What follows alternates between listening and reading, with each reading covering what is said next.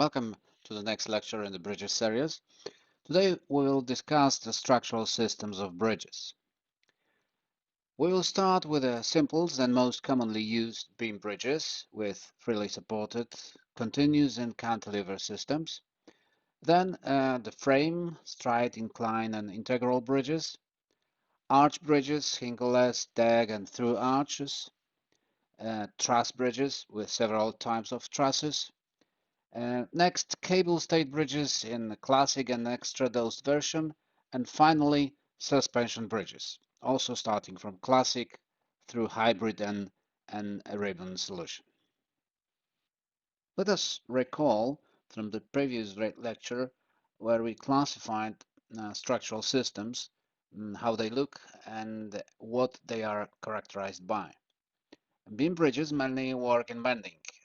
The spans form side-by-side beams, also known as girders. It could be freely supported, continuous cantilever, or Gerberian systems as possible. The beams rest on supports via bearings articulated with them. The rigid connection of supports and spans creates a frame structure. The frames can be inclined, as shown in this drawing, or straight. It depends on the vertical deflection of the support. In arch bridges, the main structural element is a circular or parabolic arc girder.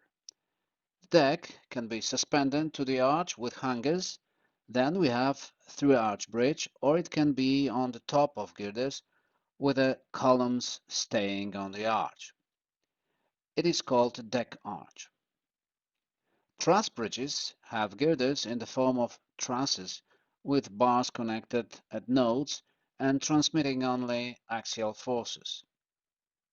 In cable-stayed bridges, the girders are suspended from the pylons by means of diagonal tendons, also known as stays, as they resemble stays on sailing ships. The last group consists of suspension bridges, in which the deck is suspended from the main cables stretched between pylons and anchored at both ends of the bridge. Let's start with the simplest beam bridges. Their prototype is probably a log thrown over the ditch, on which you can get on the other side of the obstacle. It is the most commonly used structural system in case of bridges. It consists of side-by-side girders supported at both ends. It is a freely supported system, or along the length of the beam. It is a continuous system. The reaction from the beams is transmitted to the supports via the bearings. The cross-section of the beam must be large enough to withstand bending due to its own weight and constant additional load. Let's say pavement, usually pavement, and service load like vehicles. As you probably remember from theoretical mechanics, in case of bending, which occurs in the beams, we distinguish between compression and tension zones. If a load is applied to a simply supported beam from above, the upper fibers will be compressed and the lower fibers will be in tension at the same time. This is not a problem for steel beams, as the compressive and bending strength of steel is the same. However, when using concrete, it is not so good, and in this case, we use concrete reinforcement. We place steel bars in the tensile zone, and in the compressed zone, we provide an appropriate concrete cross-section, which works better in compression than in tension. Thus, the beam span will depend on its height and cross-section.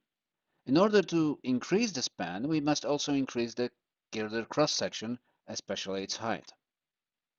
This is because the arm of internal forces is increased in this way, and thus the strength of the beam is increased. The simplest solution is simply supported beams. They can be single span or multi-span. In such an arrangement, the bending moments will only be a small positive sign. The solution, as I said, is very simple but unfortunately not very economical for longer bridges. This is because multispan simply supported beams are characterized by greater material consumption and greater construction height than a multispan bridge of similar length but in a continuous system. Additionally, we are forced to use a large number of expansion joints at the ends of each span and more bearings. There will be just twice as many on each pillar. We can see such a situation in the photo on the left. It should also be remembered that both expansion devices, joints, and bearings are very expensive elements and that wear out quickly. Their service life is from 15 to 30 years, which in the case of bridges designed up to 100 years may be a serious maintenance problem and may generate additional costs related to replacement and servicing. Therefore, in the case of longer bridges, continuous beam systems are by far the most commonly used today. When shaping the length of the spans, the extreme spans should have a slightly shorter span of about 80% of the internal spans. In this way, it will be possible to equalize the span and support moments, bending moments along the length of the entire bridge. Of course, this is not always possible. On the other hand, the fact that we already have variable signs of bending moments, positive in the span and negative over the pillars, means that we can thus use slender sections and obtain longer spans. We will also have fewer bearings and expansion joints, comparing a simple supported system. The gaps will of course be larger, which is simply due to the greater overall length of the bridge. As you probably remember from physics, lengthening and shortening of longer roads, these time spans, is proportional to not only to temperature but also to the length. It should also be remembered that in such statically determined systems, um, temperature changes or uneven settlements may cause influences manifested by some additional internal forces in the form of bending moments. Their value can even be comparable to the effects of utility loads from vehicles, especially in the case of stocky and short spans. In the past, in order to increase the span, cantilever or Gerberian systems were used, in which light articulated spans were suspended on short supports.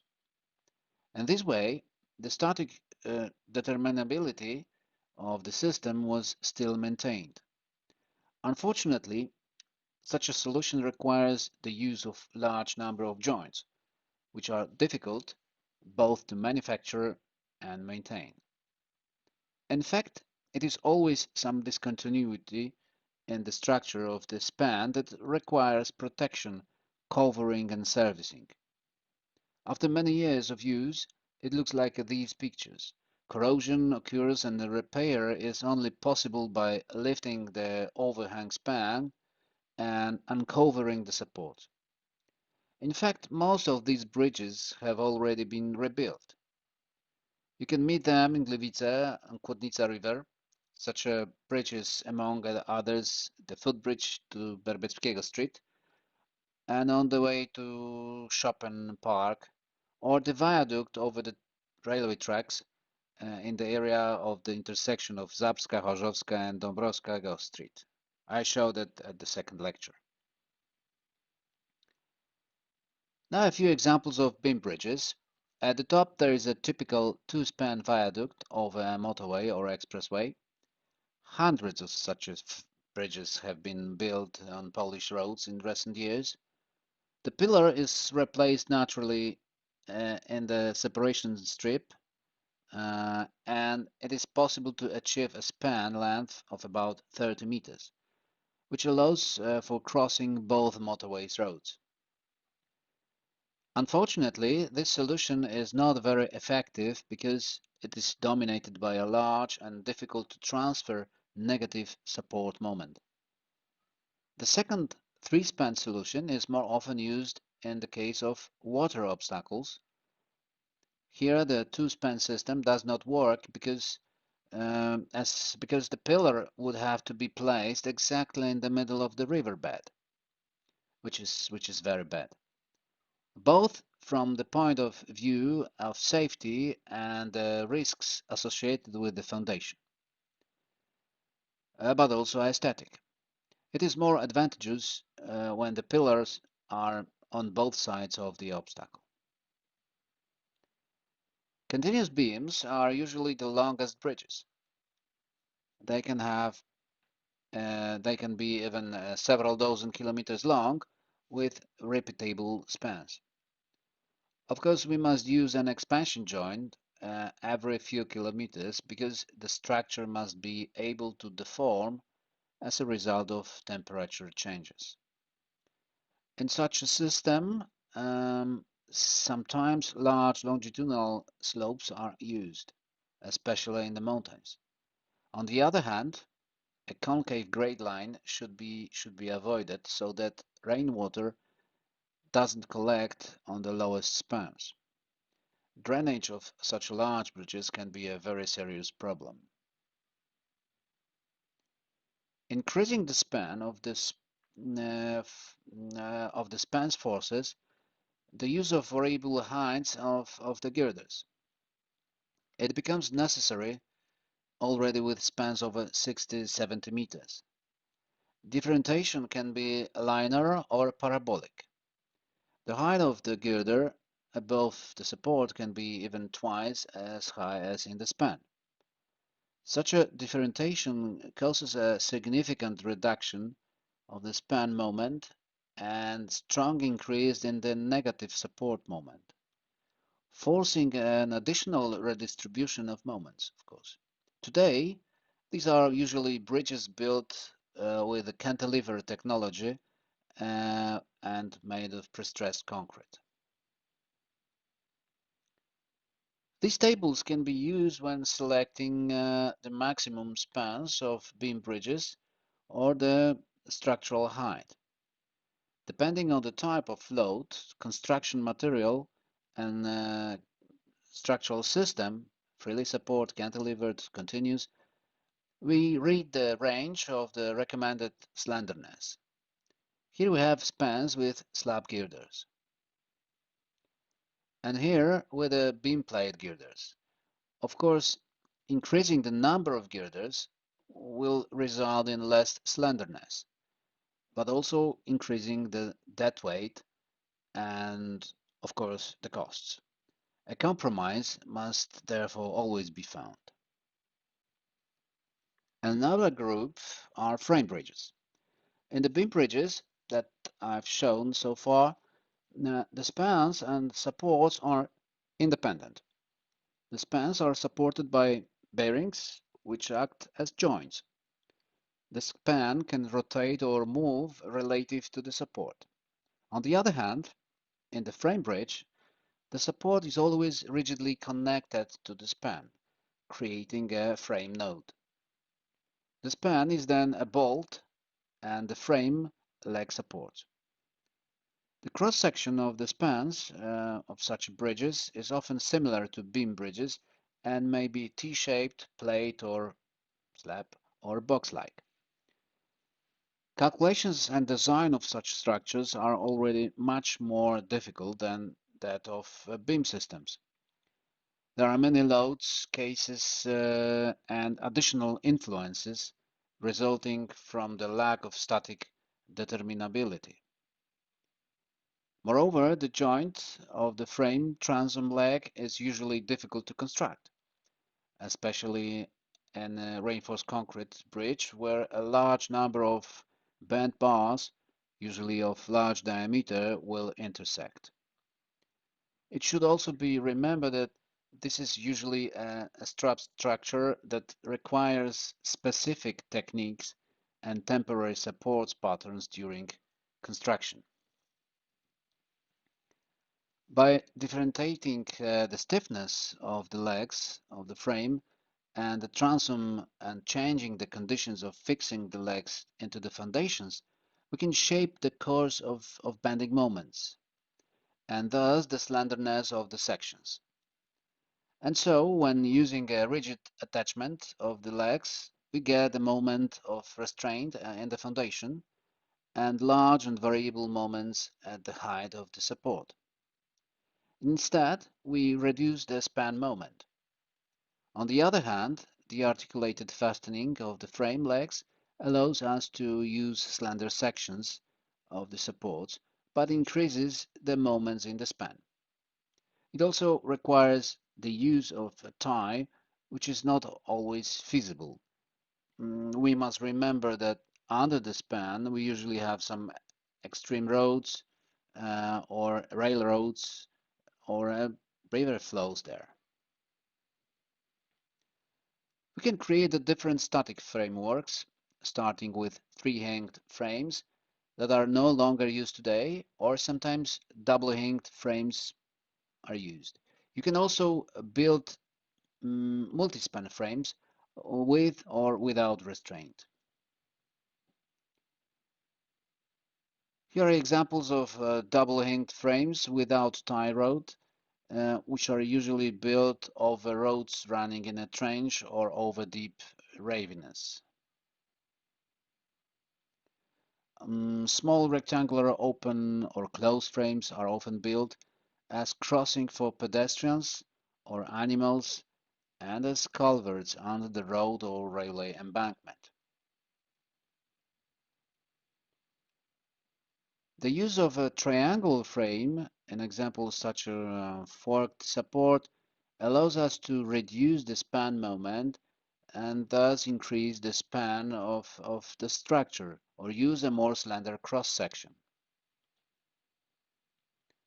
Some examples of frame bridges over the railroad tracks, over the road. The bottom example is a frame with two supports. Examples of butter post frames with sloped legs that fit well in a jar or road in a trench. The foundation under the extreme span and the leg can also be joined together to form a triangular frame or coherent monolith. It is usually invisible as it is located below the surface of the terrain. Here we have the suggested proportions of the slenderness of the frames depending on the layout. In example, rectangular, butter post, and with brackets, but also the method of mounting and the foundation. So much for the frames, and now the second type of strat bridges, I mean arch bridges. They are also some of the oldest types of bridges, controlled almost to perfection by ancient Romans, which kind of helped them in creating their empire. Thanks to the extensive and functioning infrastructure, they were able to effectively manage the territories all over the then Europe in ancient times. Many of these ancient arch bridges still exist today. The key to success here is the conversion of vertical force of gravity from the span into forces tangential to the arch axis at the support point. The Romans, of course, built their arches intuitively using the then available material in the form of stone. The rest of Europe was able to build only small and impermanent wooden bridges for a long time. Arch bridges, especially those made of stone or brick, should always work in compression. Such material cannot withstand great bending or stretching. The weight is instead distributed vertically downward along the curve of the arc. Therefore, the arch bridge must be made of compressive resistant material. With a well-chosen geometry, arc stretching can be neglected. The shape of the arch is all that is needed to effectively transfer the load from the center of the span to the supports. Of course, it is also important to support and transfer the horizontal strut forces. Otherwise, the whole structure will simply fall apart. There are three basic static diagrams of arches: statically determinate three-hinged bow, a double-hinged bow that has the greatest moment in the key, and non-hinged bow that is restrained in the headboard. It is of course statically indeterminate, and the greatest moments are revealed in a quarter of the span. Deck arch bridges are relatively rarely built in our country. We have no obstacles like in Switzerland. This beautiful arch by the architect and engineer Robert Maillard was built in the 1930s and is considered as a masterpiece of bridge technology. It is a three-hinged arch with a platform rigidly fixed, the deck rigidly fixed in the arch. However, the deck can only be a point based in the arch key, or it can be completely separated, and then the support is provided by vertical columns over the arch. Arch bridges can have different deck position. Here are examples with the deck above the arch called deck arch bridges. The arches may be fixed or not fixed. However, the fixing should be at the highest supports. While this upper scheme still happens because we use reinforced or pre-stressed concrete for its construction, the lower one is no longer used today. The photo you see at the top is a multi-span concrete arch bridge along the S1 Express Road in Milówka, one of the most beautiful bridges in Poland. You may also know the one at the bottom because there is a railway bridge in Wisła Łabajów constructed in 1930s. Three arch bridges have a different structural system, and basically they all have a deck suspended to an arch girder. But depending on the relations between the stiffness of the arch and the deck and the arrangement of hangers, we have historically distinguished the Langer system with a rigid deck, which is just a beam only strengthened with a slender arch. The stiffness relationship of both these elements can be similar to the second example from the top. The use of diagonal hangers gives us the Nielsen system. It is also possible to use cantilever arches, which reduce the horizontal expansion force from the main arch by horizontally reacting from the double-sided cantilever bands. With today's modeling, design and construction techniques, the classical diagram schemes of arch bridges have lost some importance. Designers are looking for more attractive solutions from the point of view of their aesthetics, but also the lowest possible construction costs. It is therefore difficult to find the traditional Langer or Nielsen bridge among the newly built bridges. However, different concepts and arrangements are mixed together.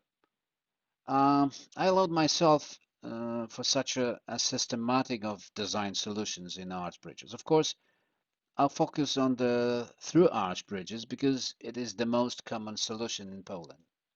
This is due to the nature of our obstacles and lowland topography in Poland. So we can transfer the expansion force in various ways, or through the platform, through the deck, which then has to be prepared for high tensile forces. We can use a special tie in the form of pre-stressing tendons.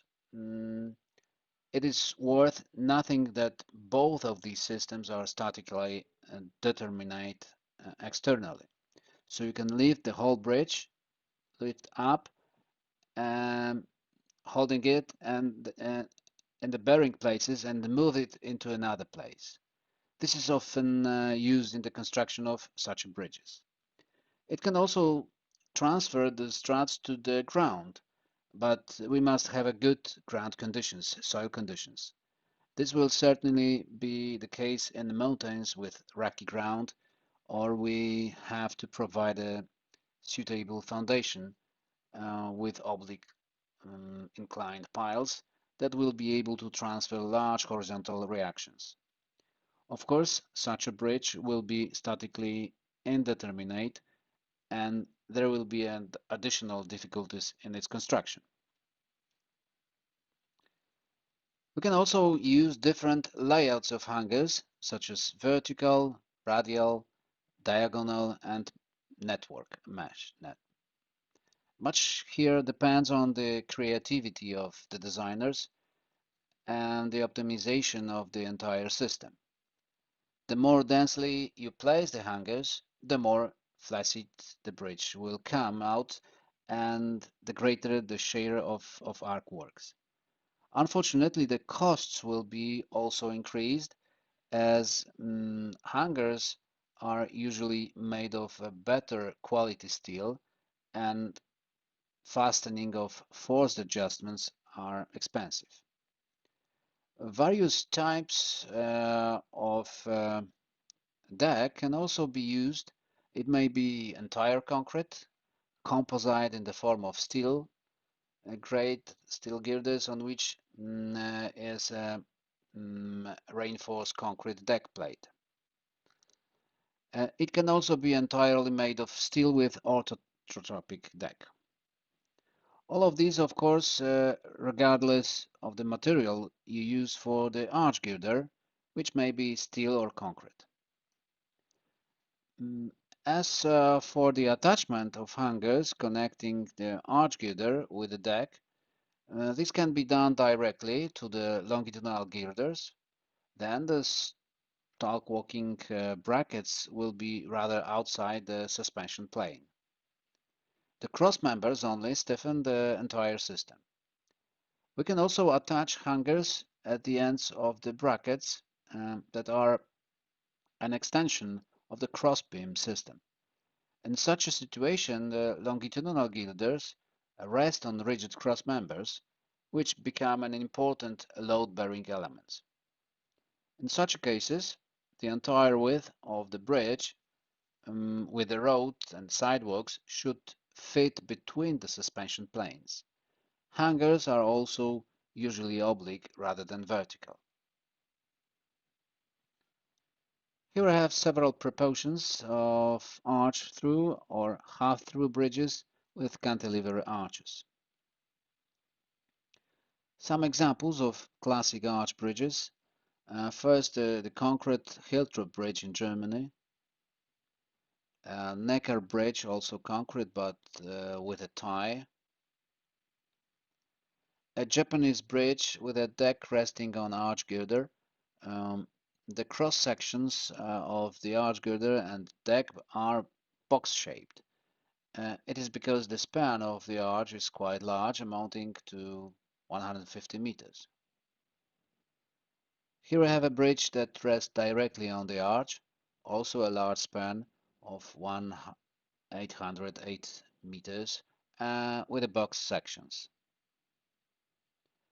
A beautiful classic California Creek Bridge. On subsequent deck arch bridges, left in Minneapolis on Mississippi River. On the right, there are two bridges over the Yangtze River, and today the Chinese are already building suspension bridges on the peaks of these mountains. On the left, an example from Poland with one of the largest concrete spans with pre-stressed deck. This is the bridge in Kabiernice near Bielsko on road number 52, constructed just directly after Second World War. And the second is a very slender steel arch in Tennessee, United States. Two examples of Hungarian arch bridges. On the left, on the Tisza River, um, and on the right, the assembly of the bridge over the Danube in Dunajváros, which with the use of pontoons and cutters. Still other examples of the installation assembly of arch bridges over large water obstacles on which large floating cranes can be used. Unusual arched Kotlarski Bridge in Krakow. Uh, and example of bridge over the Vistula in Puławy with short cantilever arches. The viaduct on the S3 express route in the Międzyrzecze.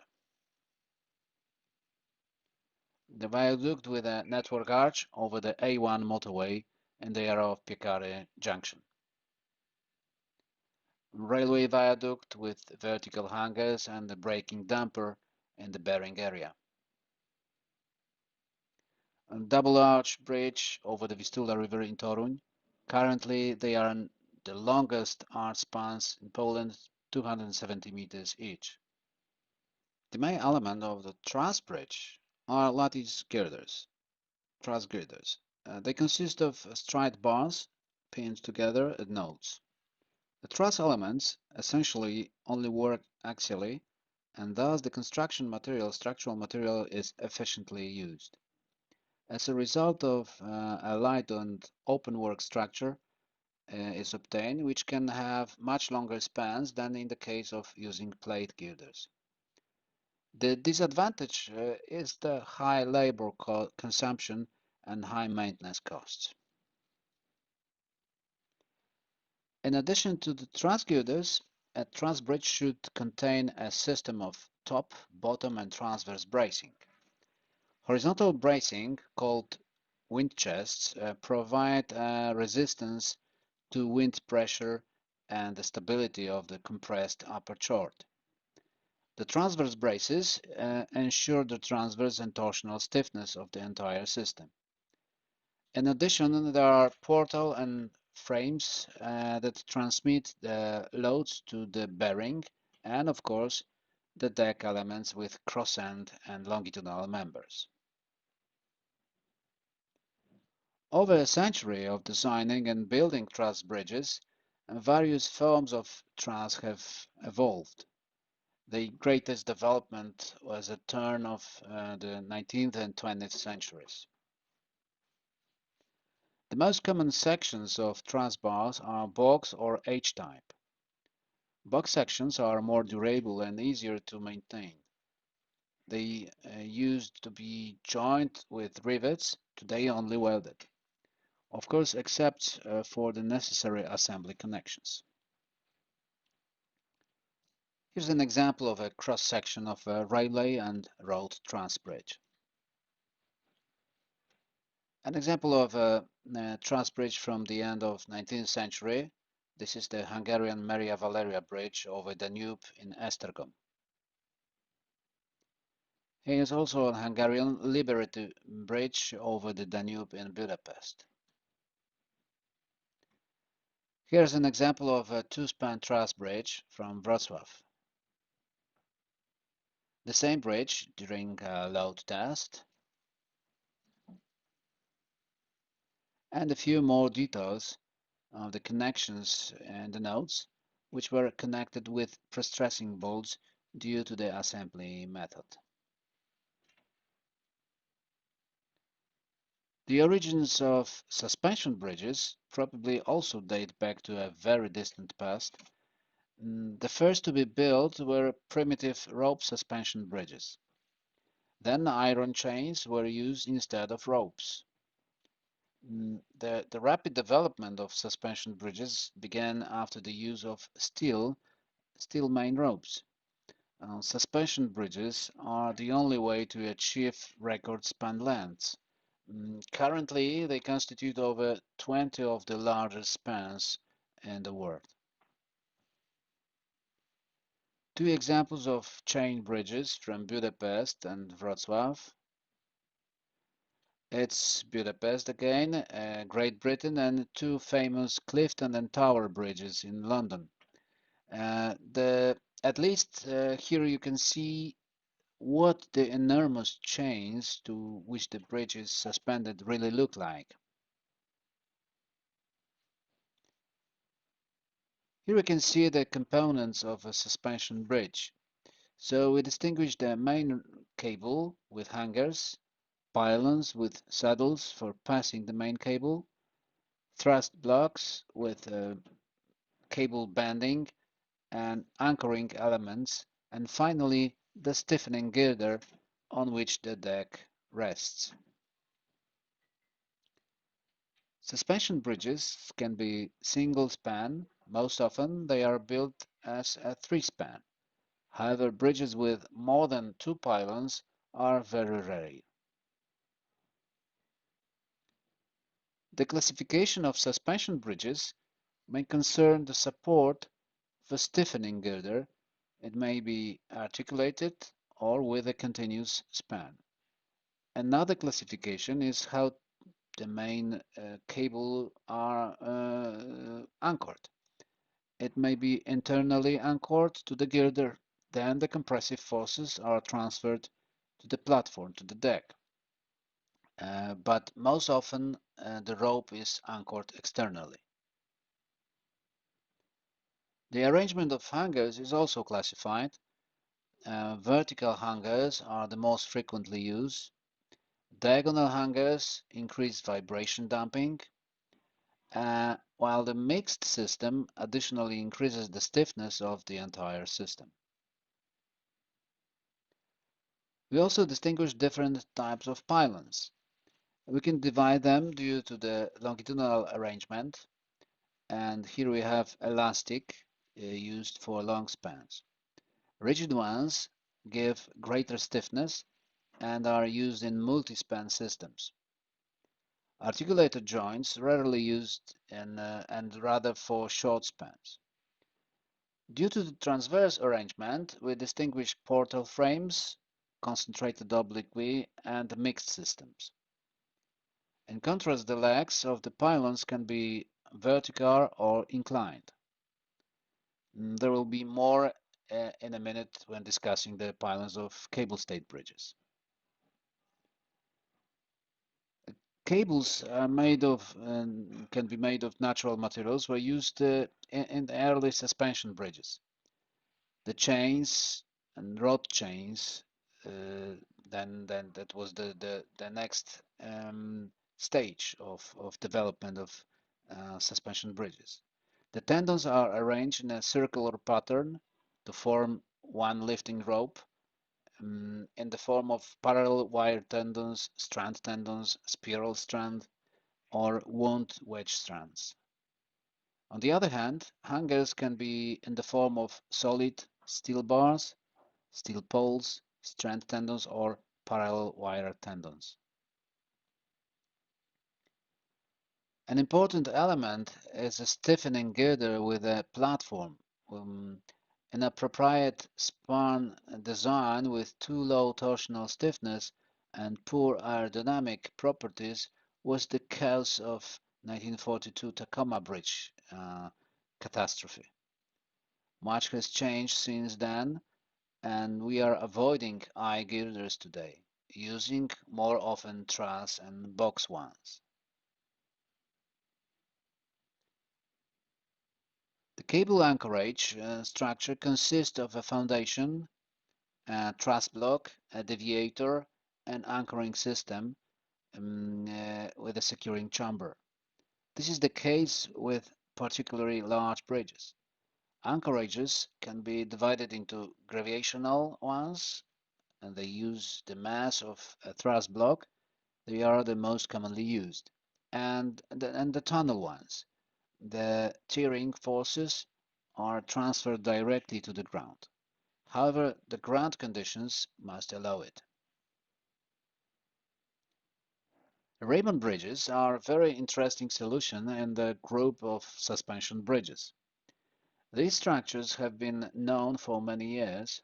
The tendons stretched between the extreme abutments are placed in the prestressed concrete deck. As a result, a strongly concrete deck slab is obtained with a very high slenderness in relation to the achieved spans. Usually, pedestrian um, or bicycle bridges are built in this way.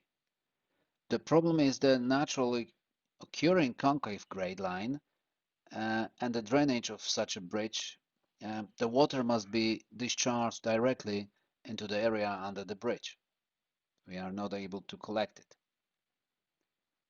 We already have ribbon bridges in Poland. Here we can see the first such a structure built in Lubin in Podhale region. We perform a test load on it with the use of a fighting vehicle weighing 15 tons and a group of pedestrians who, while jumping, force a specific form of vibrations. The board, the deck is about 30 centimeters thick with a span of 60 meters. Here we can see three examples of ribbon bridges for pedestrians, but strengthened by suspension or arch. Thanks to this, it is possible to shape the convex plane of the platform of the deck. A bit more detail of the DeFazio Bridge in Oregon. All these bridges were designed by Professor Jiří Stráský at Brno University of Technology in the Czech Republic. Also Oregon, United States, and the Mackenzie River, the same designer. His best design is a representative example of a suspended structure with a pre-stressed ribbon bridge in the form of a bridge over Lake Vranov near Brno in the Czech Republic. When you stroll through this elegant structure above the lake's water, you have the impression that you are sailing on a white fleet, but with much smaller dynamic effects. The span is 252 meters with a variable platform width from 4 to 6 meters. The structural height of the girder is only 40 centimeters, which gives a record slenderness H to L ratio of 1 to 630. And it is now the longest span of suspension bridge in the world, the Akashi Kaiko Bridge in Japan, spanning 1,991 meters. It was built in 1998. Until today, no one has broken this record. A few more examples. First, Qingma in China with a span of 1,377 meters. And a quite old Severn Bridge in Great Britain with a span of less than a kilometer. Suspension bridges are undoubtedly the only solution to break another span record, although perhaps they will be in the form of hybrid structures. It can be a connection of suspension and cable stayed system, about which in a moment will be discussion. Or maybe suspension bridges with a special network of tendons similar to the spider's web. We talked about these in our second lectures on mega bridges. Here we see the concept of a bridge across Gibraltar connecting Europe and with Africa. The supports must be placed at a very great depth.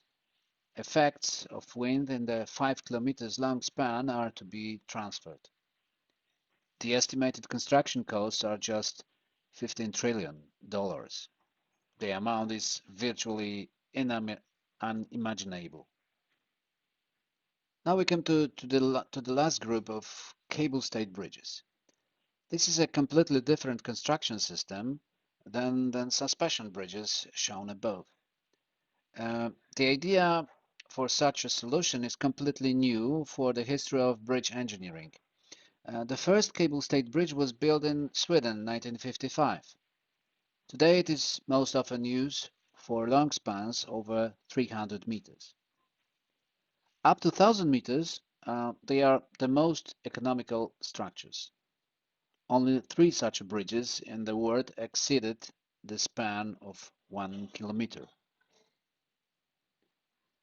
The first design of this type of bridges are those of the Italian designer Morandi from the 1960s. Here we see examples from Venezuela and Libya. Morandi designed the same bridge in Genoa at about the same time. Its main disadvantage was the unresolved problem of corrosion protection of individual single suspension cable stays.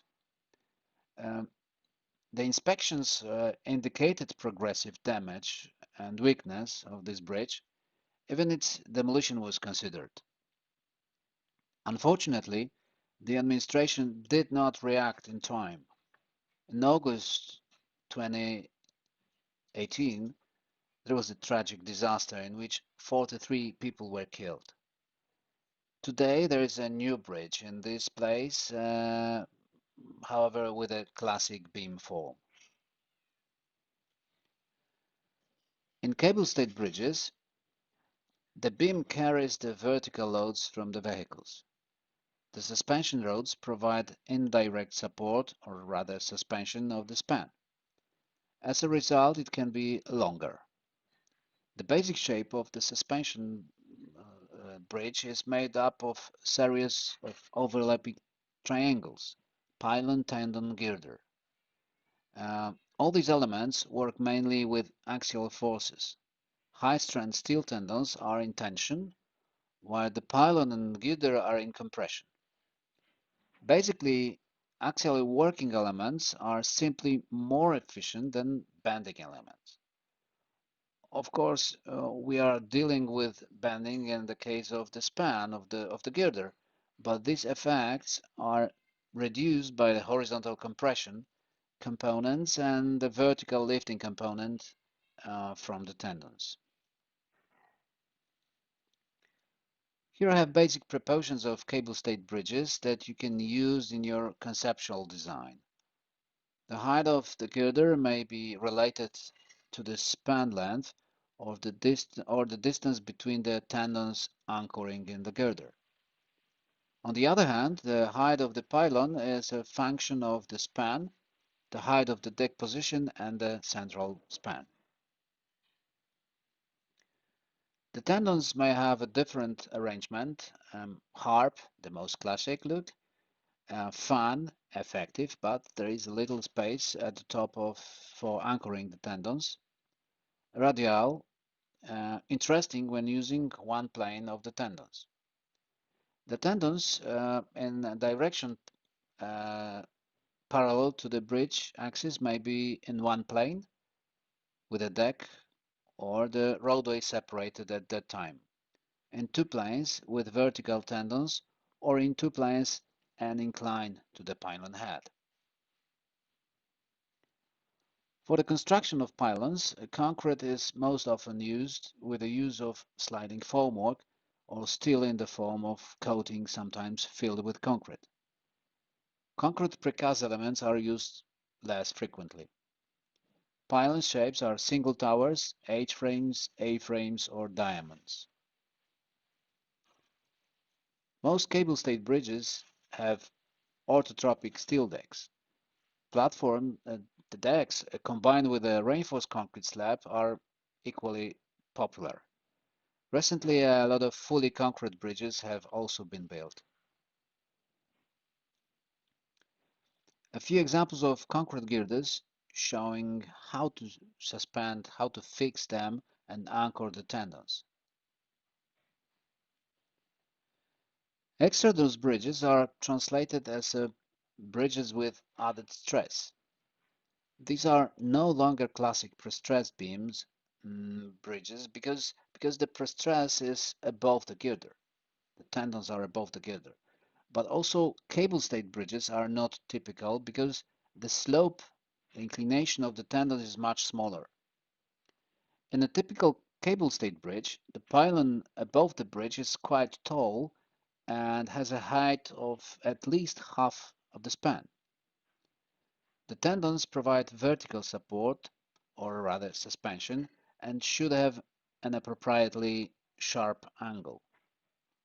The vertical component must be clear, and the extradose bridge, however, the pier rests on the lower part of the pylon. The tendons work by compressing the deck horizontally more than supporting it vertically. It can be slender in a comparable beam bridge, but also has to be thicker than in a typical cable-stayed bridge. Finally, a few examples of cable-stayed bridges. First, the Incheon Bridge in South Korea. The main span is 800 meters, and the total length of this crossing is 12 kilometers. Stonecutters Bridge in Hong Kong, the first one to exceed the span length in 1 kilometer. The second was the Sudong Bridge in China, also of a 1 kilometer span. Some examples with the concepts of Sava Bridge in Zagreb, with a smaller width of the obstacle, a single pylon asymmetrical solution can be used, usually then with an inclined pylon. There is also one pylon of the Sava Bridge, but in Belgrade, cross-section in the form of a steel box with wide brackets.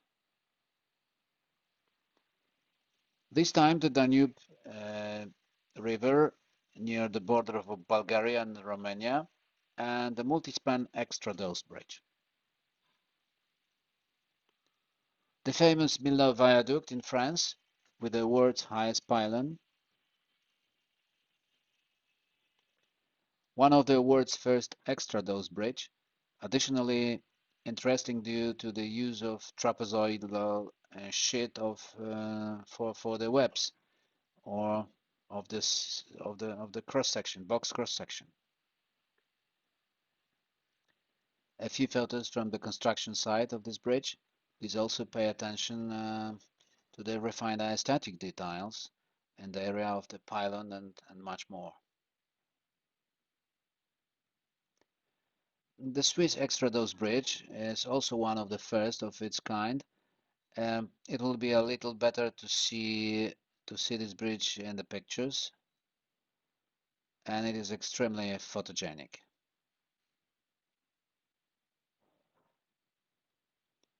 It is mainly to the alpine surroundings, but also to the well-chosen geometry and curvature of the plains. Finally, there is the Polish record for the longest span of an extradose bridge. There is a bridge over the Vistula in Kwidzyn, which we had the opportunity to load together with Gdańsk University of Technology during acceptance test a few years ago. Thank you very much for your attention, and I'd like to invite you to the next lectures in the Bridges series.